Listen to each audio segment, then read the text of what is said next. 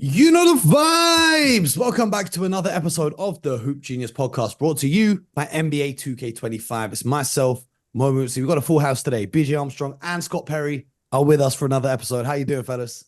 The great Scott Perry. The great No. Scott Perry. Well, BJ, I think the people all want to know. I think the people all want to know. Scott, did you win your golf tournament? Unfortunately, our team lost the Ryder Cup. The group that we were in. It was a 2-day event. It was very close, but we lost as a team. And I tell you, it was a great experience for me. First time I've ever played any type of real competitive golf like that, any type of tournament. Different playing, but I had some very good shots during the weekend. I can tell you that, Mo. Okay. And that's all. My biggest struggle yesterday in the individual competition. Had a few drives that went OB, but I was driving it a long way all weekend, so I like that. But what was the scorecard looking like? What was the scorecard looking like? Well, in Ryder Cup, you keep a total of points. I don't know. I've never watched the Ryder Cup. Oh, you never watched Ryder Cup? Yeah. So it's really, it's a lot of team. Should I tell you my experience with golf? Okay, go ahead. Do you know? Are you familiar with Top Golf? Oh gosh. Top Golf. They got it in Vegas, right? They got one in London. It's so on and so. That's my experience with golf. And then Crazy Golf, Mini Golf, and then PGA 2K23 on PlayStation, also made by the kind sponsors of our show. I play golf on there. But I've never been out to well, actually, that's a lie. I did once go to a golf course. And I paid for a round of golf and I'm playing, and I'm kind of crap. And then the I guess caretaker came to kick us off. And I said, "What do you mean?" He goes, "Your type don't belong around here." And I said, whoa. Oh, You gonna say this to me while I got a golf club in my hand? Let's be serious for a second. So I didn't feel welcomed by the golf community, on account of my skin color. So hopefully the next time I go, maybe I need to come to America and play with you guys, because around here I was not welcomed in. You know what I mean? I would love it. That's one of my bucket list things to do, is to go over there and play. I know it's not in your backyard in London, but it's close, like to go to St. Andrews. Oh yeah, where they played the Open. Yeah, I would love to do that. One day, just to play that links golf over there, and so one day. BJ, what about you? Handy on the golf course? Hey, I can get around. You got the polo one. I see you. I can get around. Hey, Mo. When I was a young man, Mo, I tried a lot of different things, and golf was one of the things I tried. Maybe I'm trying the wrong things, huh? Hey, we all prioritize, what we're good at. Well, before this goes in any other direction, let's prioritize talking about the NBA, because Tyus Jones, probably the free agent I was looking at, wondering why no one signed him, given how reliable he is. I believe that he has the best assist to turnover ratio in NBA history. Point guard who's ahead of ball, he could shoot it. He shot 41% from three last year, averaged 7 assists and 12 points a game. And he wasn't signed by anyone up until yesterday, where he agreed a 1-year, $3.3 million deal with the Phoenix Suns. And he's the perfect kind of point guard they need, because we talked all the time about being the Phoenix Suns' biggest deficiency is that point guard spot. He's going to open up the floor for the other guys to operate and do their thing. And he's taking a bet on himself so that next summer he can get a better contract, right? But so many people were confused by this move that he had to release a statement to ESPN, which said, "The chance to play for the Phoenix Suns made the most sense on a lot of levels with me and my family, beginning with the way that Matt Ishbia and the front office recruited me, to how Coach Budenholzer showed me I can make a significant impact on a team that has a real opportunity to challenge for an NBA title as their starting point guard." And then so on and so forth. He says that he had multiple free agent offers and sign and trade proposals, but he wanted to be in Phoenix. But the big takeaway from that is he will be starting for the Suns. So the Suns are going to run with Tyus Jones, Beal, Booker, Durant, and Nurkic. What's your take on the Suns now after this move, which obviously helps them, but they are awfully small now? I like the deal for the Suns. And you mentioned all the stats around him. But the guy's a true professional. They're already going to be, they have a payroll that's is in excess of $400 million, we know, which is crazy. So they had very limited options of, what they could do. So to get this quality of player, given their constraint, their financial constraints, it's a 1-year deal. He can start at the position, and he's one of those point guards that's going to be efficient and steady. Like you said, because his shooting percentages were excellent last year, 41 from 3, 49 from the field. Look, let's face it, the majority of the shots are coming from 3 places: Durant, Booker, and Bradley Beal. So perfect fit in that way for Phoenix, given what was on the market, given what their, again, financial capability was. And for him, look, he's getting out, getting away from the worst teams in the league last year in the Washington Wizards. I think they were just 1 game better than the Pistons last year with 15 wins. He's going to get a chance to showcase his ability as a starter with a team that will be, very competitive and should make the playoffs next year and or this coming season. So he's betting on himself so that he can get a bigger deal next summer. So I like it both ways around. Does it make them a favorite in the Western Conference? I'm not going to go that far and say that, but I do think, we've talked about it on this show a number of times.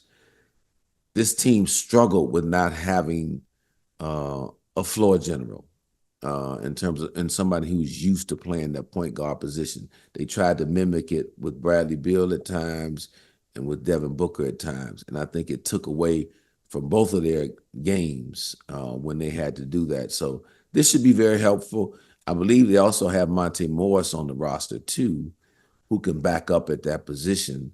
So now a position that was a severe weakness last year is at least solid now. Again, it's not all-star. Again, you mentioned it's small. I'm not crazy about that, but it's definitely an upgrade from where they were last year and should improve this team for this season. Now, Bradley Beal is making, $50 million this season? But BJ Armstrong, I propose to you this. Do you not think that Bradley Beal should really be coming off the bench for this Phoenix Suns team just to give them kind of better versatility and whatnot?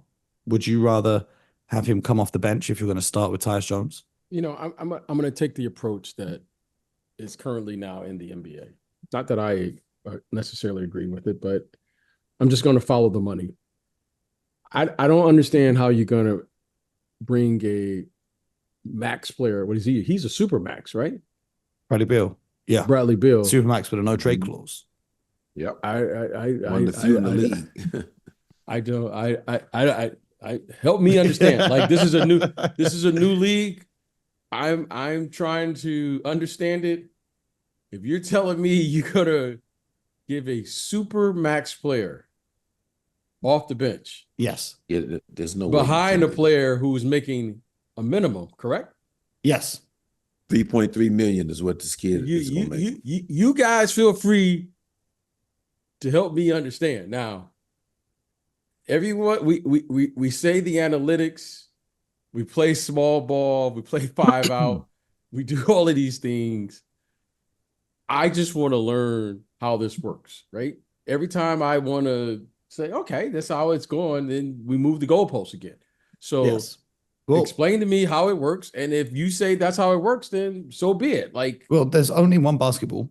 And, if you have Tyus Jones as your point guard and then Devin Booker and Bradley Beal and Kevin Durant, all of them need the ball in their hands to be effective. And then you've got Yusuf Nurkic, who likes to get a few touches on the post. Whereas if you took Bradley Beal out of that starting lineup and you replaced him with maybe Grayson Allen, you get better defense. You get a player who doesn't need the ball. He's an outlet valve for when the defense collapses around Kevin Durant and Devin Booker. And I believe that overall you would get a better style of play with not necessarily a better talented roster on the floor, but maybe the style of play would be better. And then that enhances your bench unit. Worst case scenario, Bradley Beal gets so upset about coming off the bench that he waives his no trade clause and you can get out of that horrible contract paying him $50 million. Well, the reality of this thing is there is no way Bradley Beal is coming off the bench. Now we can stop this now. Yeah, because of his contract. The contract, but still talent. See, a thing to watch, and we talked about this in regards to the Olympics Team USA here. It's not necessarily who's starting, who's going to finish the game. And I would disagree with you a little bit on this, Mo. See, one of the reasons why Tyus Jones is appealing for this group, he's not one of those point guards that has to dominate the ball, in my opinion. No. He's been a backup for the majority of his career. He's played with star players before. So the fact that his shooting has improved so much, he can help space the floor. Now, yeah, I think where he's going to help him as a point guard when it's, coming off dead ball situations, out of timeout situations where they got to come and run a set and execute a set, then he'll have the ball in his hands to do that. But when you're getting off the glass, obviously if KD gets it off the glass, he can initiate the break. Beal, Booker, same thing. That's fine. It's going to be in those half-court situations, those after timeout situations, off of a free throw, opponent's free throw, those situations where they will utilize him, in my opinion, as their point guard to just kickstart the offense. It'll be great. Grayson Allen played very well for the team last year, but now that gives him a boost coming off the bench. And maybe Grayson finishes some games, to utilize the size. Because their depth is better than last year. They've now got Monte Morris. Yes, Grayson with Monte Allen Morris. will be coming off the bench. Royce O'Neal, Josh Okogie, Mason Plumlee as well. So their bench does look significantly stronger than last season. Because, see, here's the other thing, too. When you talk about that whole idea of Bradley Beal off the bench, and you say, oh, man, he gets so mad that he'll want to request a trade. Guess what? If he can't start on that team, and now he would say he wants to be traded, what team's going to want to take on that salary? I'm putting my GM hat on now. I'm like, hold on a minute now. He's not even starting now? Is he declined that bad? No. So there's no way Bradley Beal. Didn't they just sign Royce O'Neal to like 4 years or something? Yeah, they re-signed. Yeah. They re-signed Royce O'Neal this all season too. Yeah. Okay. Well, all right. We'll see. I don't know. This team that they have this year, basically, this is it in terms of, okay, how far or how deep can the Phoenix Suns go? It's going to be determined with this group here again. Okay, I don't see a top 3 Western Conference team now, but we'll see. GM Scott Perry, what was the salary of Tyus Jones? What did he sign for this summer just now? It's past year. What is he coming off there in Washington? I can pull it up here real quick. Mo, you pulling it up for us? It was more than 3.3 million. Yeah, it was 14.5. So let me get this right. So let me get this in Memphis. Okay. Mm-hmm. So he is coming off 14 million. Yeah.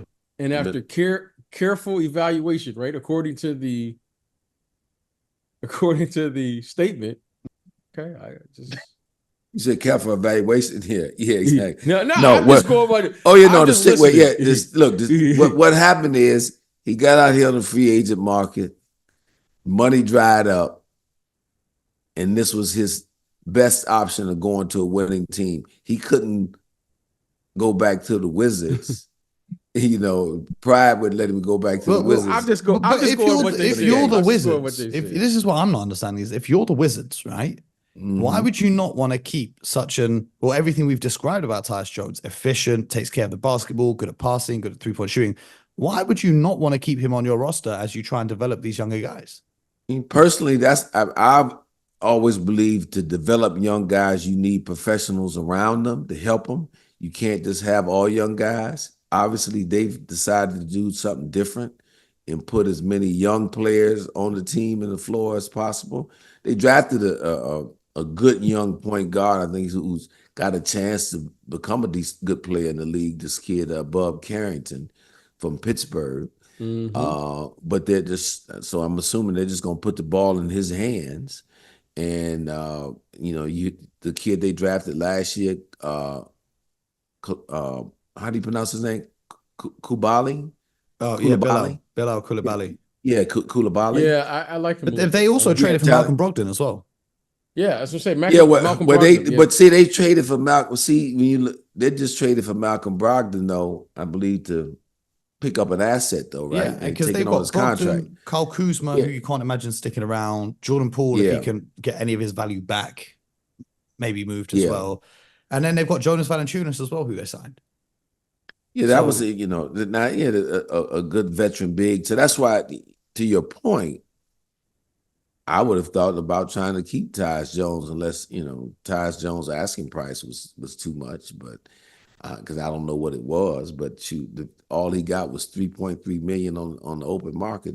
Yeah, minimum salary. They could have re-signed him there in Washington. To your point, if you're trying to win more games, if that's important to you, what this signals to me is they just want to play as many of the young guys as they can. And okay, if they win games with the young guys, great. If not, they want to get back in the lottery because everybody believes next year's draft is going to be this, special draft to improve their fortunes. But so we'll see. We'll see. That brings me to my next question. Which three teams do you think will be the most improved for next season, whether it's jumping up in the regular season standings or whether it's advancing in the postseason? Obviously, Memphis, because of all of the injuries they endured this year, will not be repeating what they did. But which other teams spring to mind about the moves that they made this summer? We're taking Memphis off the board, is what you're saying. I think that's pretty obvious. Yeah. I mean, for anyone who's I unaware, agree. I had them. Actually, I had three teams per conference, Mo. Okay. Oh, hit us with them. Let me hit you with them. Okay. Yeah. Since we're talking about the Western Conference, I'm gonna start at the top. The regular season champion, the OKC Thunder, they're gonna get out. They're gonna get past the conference semifinals this year. Are they making it to the finals? They're gonna make it to at least. So that means they at least got to make it to the conference finals. So I'm putting it out there in the atmosphere, putting the pressure on there. They added the center that they believe they needed. That's gonna add some, some rebounding and another physical presence to them. They added the kid from Chicago. Why am I drawing a blank on his name? The kid from Chicago. The good guard, the defensive guard. Alex Caruso. I apologize. It's hot out there on the golf course, Scott. I get it. Yes, exactly. Yeah, no, but Caruso, they added him. I believe Shai Gilgeous-Alexander put himself into the running for MVP last year legitimately. And I'm going to say it here first. He's going to be my favorite to win the MVP next year. So all those things, and Chet Holmgren, year older, better. This team is going to be poised to get beyond the conference semifinals in the tough Western Conference. So that's going to be one of my Western Conference finalists. Mm-hmm. The other team, Houston Rockets. They just missed the play-in last year. I like, young group that's going to make improvement. They finished the year very strong. Ime Udoka has done a terrific job as a coach, challenging that group down there, getting them to defend better. They were excellent at home last year, really struggled on the road for the first half of the season, but then started to get better. No way I see them not at least making the play-in this year. But I believe but I believe in the regular season, they'll be one of the top 8 teams in the Western Conference. Okay. And then the third team from the West, because like I said, we're just assuming that Memphis is going to be improved when Ja comes back and Zach Edey. Oh, yeah. Is the San Antonio Spurs. Mm-hmm. I'm going to give San Antonio Victor Wembanyama to me. Is one of these, we've talked about the generational talent and all that, but what's impressing me most with him is he has some drive in him, and I don't, he's not a player to me that's subscribing and wants to go along with, oh, we're young and we're gonna be bad for 3-4 years before we just can turn it on and be a playoff team.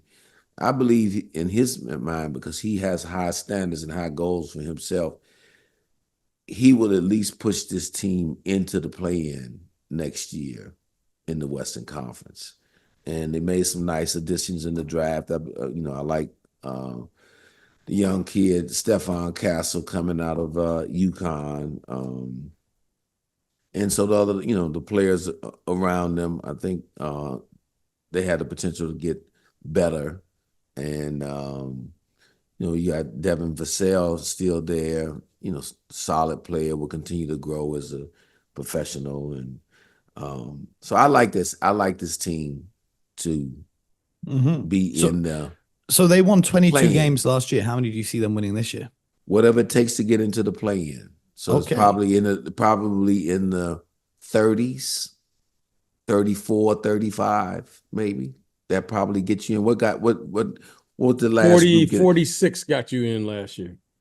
Yeah. 46 got them into the playoffs? Warriors, Yeah, 46 for the 10 seed.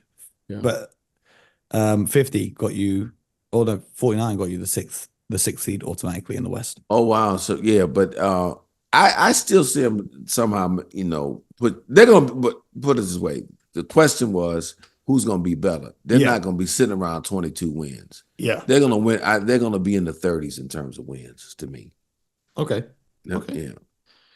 BJ, Western Conference, you agree with all those 3? Or do you think that one of those teams won't live up to expectations? I agree with 2 out of the 3. The San Antonio Spurs, for all the obvious reasons, Victor Wembanyama in particular. And I like the fact that they have a true point guard, even though I don't expect him to play a lot. When I say play a lot, I don't expect him to play 82 games.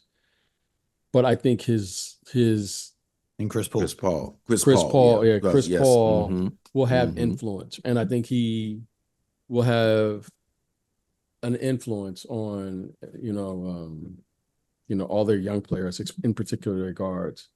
Let's hear Stephon Castle has an opportunity to learn. I think that's the best way to learn. You learn from vets. So I thought that was a good move from them in that regard. So I think the Spurs will improve. I think the Houston Rockets will take another step. Mo's guy, Sengun, will come back. And, they had a high draft pick this year. Ime Udoka, I think they will improve. I think they have a chance to improve by 10 games or so, at least 5 games. So that puts them right in the thick of the race. If they won 41 games last year, I think they can win 5 more games to that. Now they're right into the 10th spot or even higher. But here's another team that I think is going to make an improvement this year. And because they're playing right now, I think the Lakers are going to improve. Oof. I think the Lakers are going to improve. And the reason I'm saying that is because Anthony Davis is going to be in shape when he comes to camp. And I think this coaching change with JJ Redick, I think they're going to get off to an early start. Now, I don't know what that means once the playoffs begins, but I know that they're going to give effort for this. They're going to give effort for JJ Redick. I firmly believe that. Now, whether or not JJ Redick, I don't know that. None of us know that. So it's not even fair to even try to predict, or at least I don't think it's fair to predict. But I do believe this. His 2 best players are going to give maximum effort to give an opportunity to make this work. Now, whether or not that's good enough, I don't know.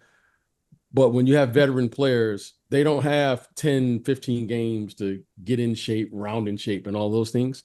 And I think when you have guys that are playing in the summer like they're playing now, I think that gives them an opportunity to get off to a quick start. And I think those guys will do that. And I think if, they get off to a nice early start, I think they will improve. And I think they can improve on their win. And this is LA. I think it will make for a good story, one that has an opportunity to lead off a lot of narratives for other shows. I don't know no other shows. This is the only one that I know. No offense, Scott. I said one of the listeners actually sent me a picture of was it NBA Today? They said your boy Scott's on NBA Today. Exactly. Which I love because it's not that ESPN Scott Perry is on our show. It's our Scott Perry is on ESPN. So, but I think the Lakers. I think the Lakers will. I think they'll get off to an early start this year. I really do. Now I don't know what that means in the playoffs, but I think they'll get off to an early start. I think they finished with 8th last year.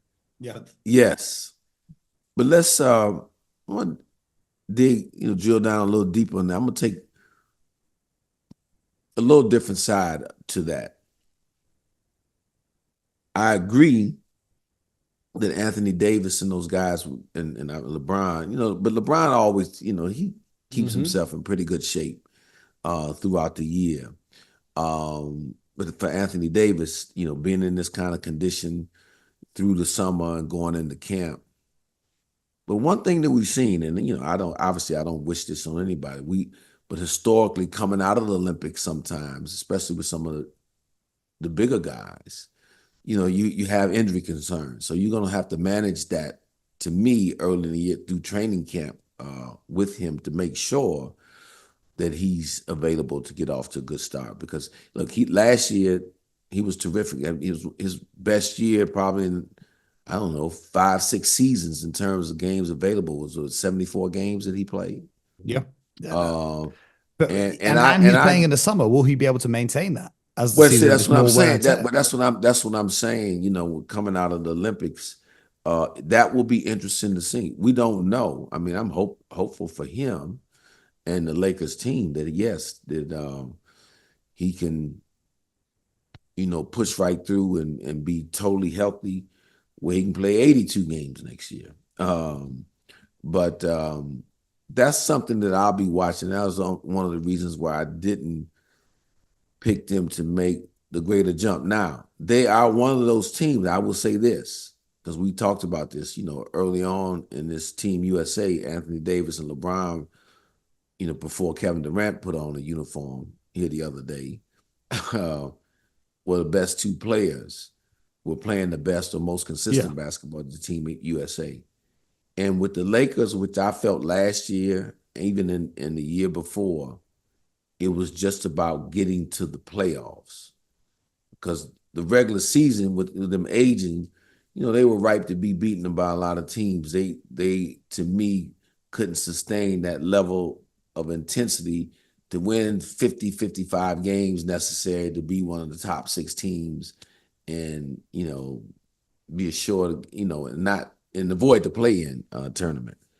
To me, do you think, I'm asking both of you, can they avoid making the play-in, being a play-in participant versus being a top 6 seed? Can the Lakers be a top 6 seed? Yeah, can the Lakers be a top 6 seed? Well, let's say OKC, Minnesota, Dallas, those 3 are locks to be, all injuries and whatnot aside. They should be locks to be top 3 or 4. And then you throw in the Grizzlies, who are back now, the Denver Nuggets, and that's 5 teams you've got right there. So that 6th spot, you're looking at Phoenix, who we spoke about. You're looking at Sacramento, who have added DeMar DeRozan. You're looking at the Houston Rockets, who you think will be a playoff team. It's going to be You tight. haven't mentioned New Orleans. New Orleans Pelicans as well. Yeah. Zion's got a beard now. Who knows? He might finally be able to play. Sacramento is going to be better. Yeah, I wrestled with putting them as a team to improve because they missed the playoffs last year. I see them being able to get back into that playoff mix this year. I think with the Lakers as well, I think they're less worried about being a play-in team than any of the other franchises are. Because first of all, they've been to the play-in a whole bunch of times, but also they believe that in a 7-game series or even in a one-off or whatever it might be, they can beat anyone as long as it's not the Denver Nuggets. Like, yeah, I agree. Well, that's what I thought. I thought that last year. I thought that last year. They're looking at it like, well, if we can face anyone except Denver, we'll be all right. But they drew Denver in the first round. I don't know if they make top 6 though. I don't know with their roster. You're relying on a rookie to come in, and I think it's going to be a great rookie, but that's a lot of expectation because they've not really made any upgrades around the roster elsewhere. Meanwhile, the teams around them, with the exception of the Clippers, have all got better. No, it's going to be. Look, the Western Conference. Again, Houston and Memphis are coming from behind, if you will. You know, from where they were last year, they're going to rise up the standings. No question about that. The teams, to me, you know, like, so what do the Clippers do this year? You know, they had a big loss in Paul George leaving.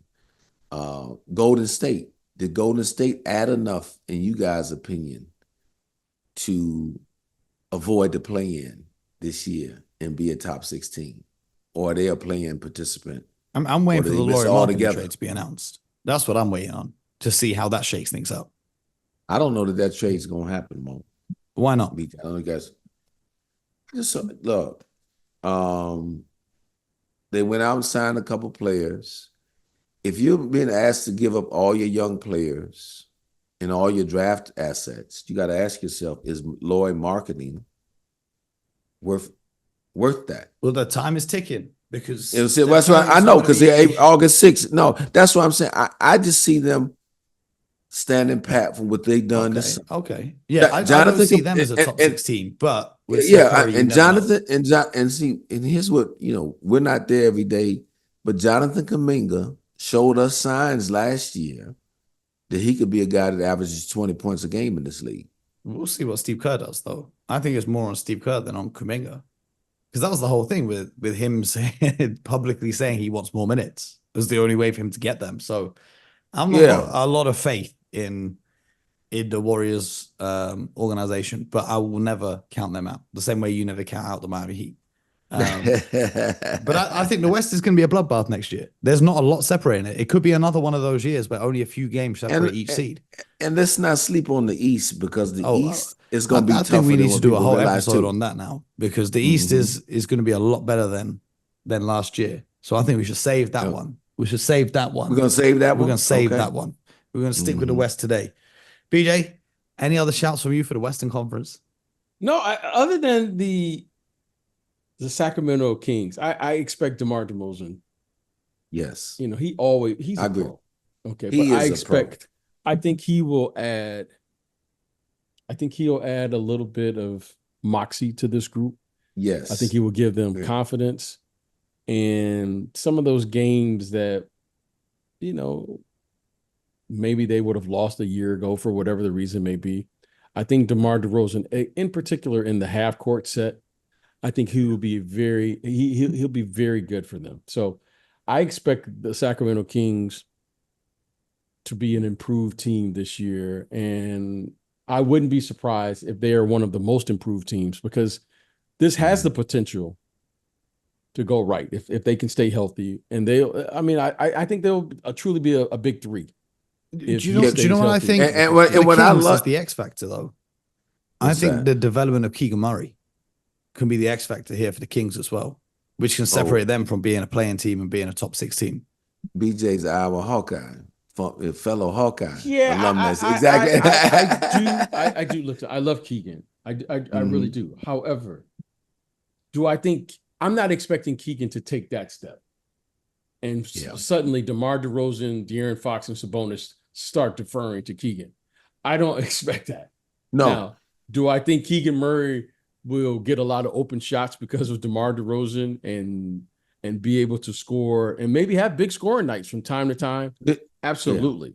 But I don't expect him to take that step to where all of a sudden But could he take that step defensively into the No. point where you're looking at him in the same way people look at an OG Anunoby? No. I don't see that with him. But I tell you what, though, this move puts him probably in the perfect role, though. Now he's the fourth guy offensively, fourth option, if you will, who's capable of having big nights. But it takes pressure off of him being that third guy. Look, in Fox and DeMar DeRozan in particular, you got two really good closers and clutch time performers on the same team. That's what I really like about those two. If you need a bucket, and Fox was the top guy in the league, was that 2 years ago? When he won the award? 3 years ago, maybe? Or 3 years Steph ago? won 2 in a row, but yeah. Okay, this top clutch time performer. Look, DeMar DeRozan was in those conversations each year because he makes big shots down the stretch in games. He gets to his spots in that mid range. He goes fouls. The Bulls can never win with a big lead. That helped as well. Exactly. So I like those two, and then obviously Sabonis. No, I think Keegan Murray though is an underrated defender. I think. Do you? I think he's underrated as a defender. I've seen flashes from him on the defensive side where I look at him and I think if he does this all the time, well, he's going to have to be more consistent with that this year. That's for sure. Because again, in DeMar, you bringing DeMar DeRozan in for his scoring, not for his defensive prowess. So now Keegan Murray in that start lineup is going to have to match up more than likely with the top wing players or the top fours defensively. So that evaluation mode that you have in him is going to be really put to the test this season. Well, I think ironically, one of the, when I said flashes of him being good defensively was one of the matchups against Chicago, where there were some possessions where I thought he did a really good job on DeMar DeRozan, and they're going to be going back and forth in practice every day now. But only time's going to tell. Western Conference is going to be packed. So we're going to be breaking it down all the time. Make sure you subscribe to the show, YouTube, Spotify, Apple, wherever you get your podcast from. We'll be back tomorrow. More of the Olympic basketball that needs to be discussed. And BJ, one order of business before we wrap this up. Your favorite player got traded today by the Phoenix Suns. David Roddy was sent to the Atlanta Hawks for EJ Liddell. Huge league-shattering news. Yeah, the power forward swap teams. So, Mo, we're going to leave that to who won that trade, Mo? The Hawks won that trade with ease. They got David Roddy on their team. Okay. That's my brother. AKA Mo. Mo, okay. Exactly. Come on, dog. That's my bro right there. Anyway, appreciate you guys. Appreciate you guys listening. Make sure you subscribe to the show and get your copy of NBA 2K25 from the link in our description. Help support us keep this going. Until next time, get buckets.